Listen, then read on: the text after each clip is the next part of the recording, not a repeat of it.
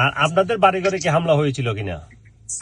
আমাদের বাড়িতে হামলা হয়েছে এই মঙ্গলবার রাত 9টার সময়। 50 থেকে 60 চিলড্রেন, এরা বয়স্ক মানুষ নাই। ওদের কালো কাপড় পরে মুখে মাস্ক আছিল, মাস্ক লাগিয়ে তারা হামলা করে একসাথে। আমাদের নেইবার আরো 4-5টা নেইবার ছিল, ওরা আফ্রিকান। ওদের ঘরে, আমাদের ঘরে, এবং গাড়ি 3টা গাড়ি জ্বালাইছে তারা। এভাবেই নিজের আতঙ্কের কথা জানালেন বেলফাস্টে বসবাসরত এক বাংলাদেশি। নিরাপত্তার কারণে নাম প্রকাশ না করার শর্তে তিনি জানান, গত কয়েকদিন ধরে চলা সহিংসতায় তাদের বাড়িঘর এবং ব্যবসা প্রতিষ্ঠানে হামলা করেছে শ্বেতাঙ্গ বিক্ষোভকারীরা। গত 8 জুন রাতে উত্তর আয়ারল্যান্ডের বেলফাস্টে এক শ্বেতাঙ্গ ব্যক্তির উপর হামলা চালায় সুদানের নাগরিক এক ব্যক্তি। এরপর থেকে শ্বেতাঙ্গরা বিক্ষোভ শুরু করে, পরে তা সহিংসতায় রূপ নেয়।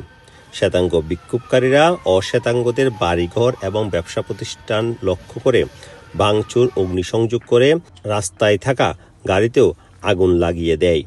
এতে চরম নিরাপত্তাহীনতায় পড়েছে অশ্বেতাঙ্গ পরিবারগুলো, যার মধ্যে রয়েছে অনেক বাংলাদেশি পরিবারও। নিরাপত্তার কারণে হামলার শিকার এসব পরিবারকে স্থানীয় কাউন্সিল সরিয়ে নিয়েছে। তারা এসব পরিবারের থাকার ব্যবস্থা করেছে। আচ্ছা, আপনাদের বাড়িঘরে হামলা বলতে কি মানে এখন কি বাড়িঘরে আপনারা অবস্থান করছেন, ভিতরে অবস্থান করছেন?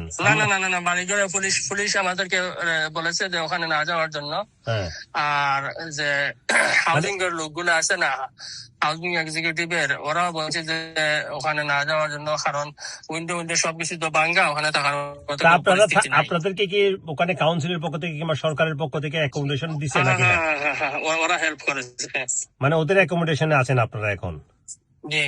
মানে আপনারা ঘরবাড়ি ছাড়া? জি। ঘরবাড়ি ছাড়া, ব্যবসা বাণিজ্য ছাড়া আপনারা মোটামুটি সরকারের যে অ্যাকোমোডেশন কিংবা কাউন্সিলের অ্যাকোমোডেশন সেখানে আছেন? হ্যাঁ। তাহলে তো ওখানে ভয়াবহ পরিস্থিতি, মনে করেন পরিবার নিয়ে, বাচ্চা কাচ্চা নিয়ে। খুবই ভয়াবহ ভাই। আমরা তো এই কাজে আসার জন্য পুলিশকে ফোন করছি যে আমরা যেতে হবে, ওরা আমাদেরকে আনিয়ে দেওয়ার চেষ্টা করতেছে, বুঝছেন।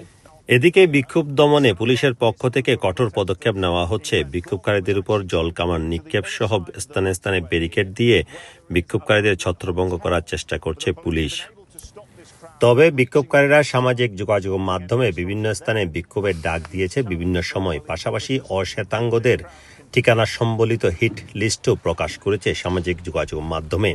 এ অবস্থায় পুলিশের পক্ষ থেকে সতর্কতামূলক ব্যবস্থা হিসেবে বিকাল 5টার পর লোকজনকে ঘর থেকে বের না হতে অনুরোধ জানানো হয়েছে।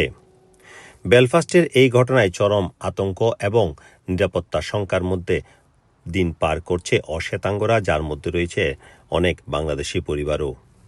Sarwar Hossain, RTV, London.